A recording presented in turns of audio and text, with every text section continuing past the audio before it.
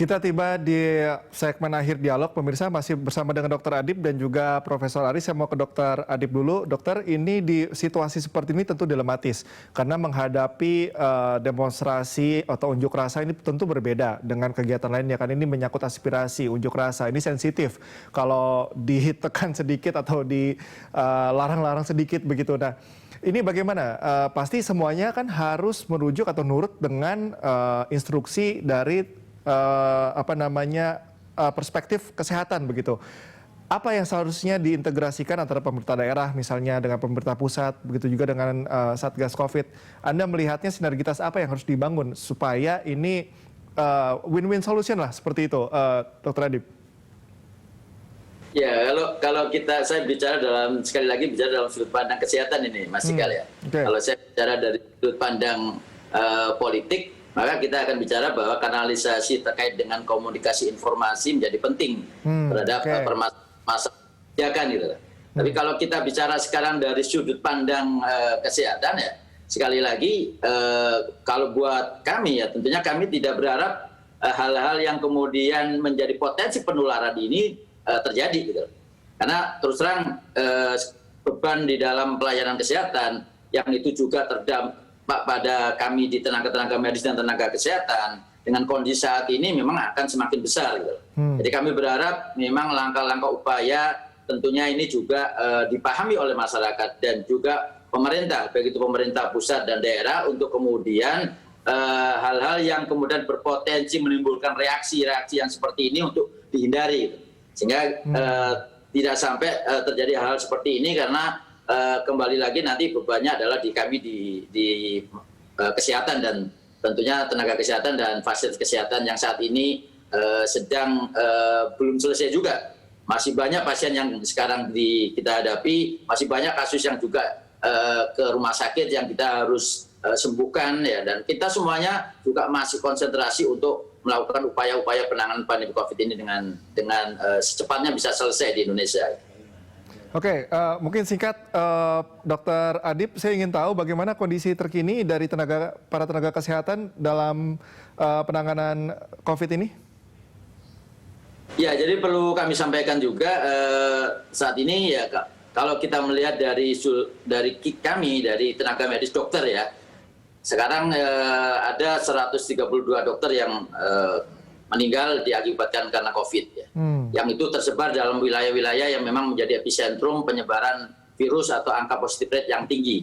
Dan saat ini juga banyak juga beberapa teman-teman kami yang juga dirawat dan mudah-mudahan mereka bisa sembuh dan bisa melanjutkan tugas untuk melakukan pelayanan. Sehingga kondisi ini menjadi kondisi yang tentunya sebagai konsekuensi karena eskalasi pasien yang juga meningkat.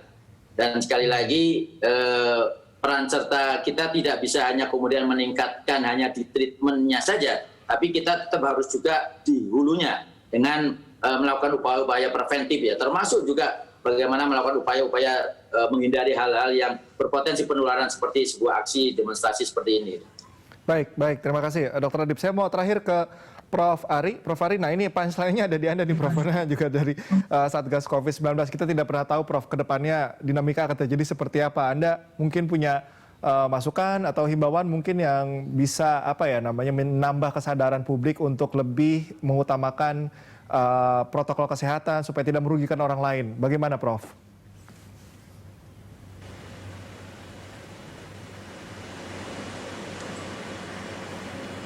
Prof. Ari?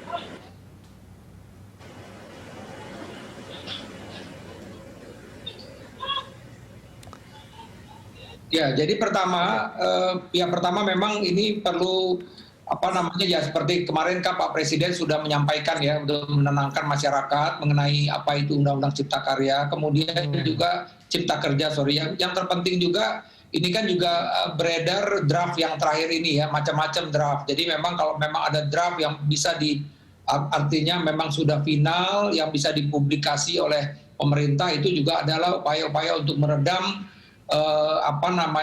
masyarakat ini. Jadi memang intinya adalah bahwa situasi ini memang situasi yang tidak mengenakan buat kita semua. Ya, di satu sisi angka kita masih tinggi untuk COVID-19, positif rate juga kita masih tinggi tengah masyarakat. tapi di satu sisi ada keinginan tadi ya untuk melakukan demonstrasi di mana memang potensi terjadinya penularan cukup tinggi ketika demonstrasi itu dilakukan.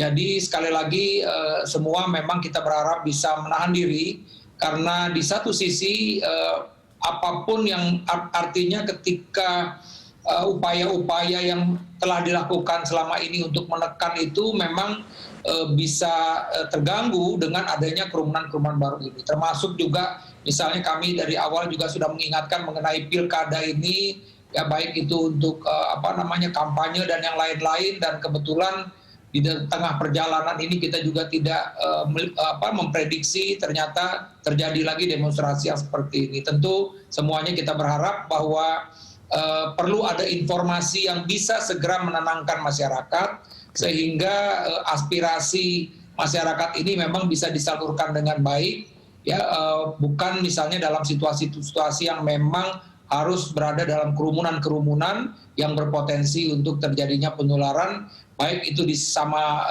para demonstran maupun ketika teman-teman yang melakukan demonstrasi itu kembali ke rumahnya masing-masing menularkan kepada anggota keluarganya yang lain. Saya rasa itu dari saya, Mas. Makasih.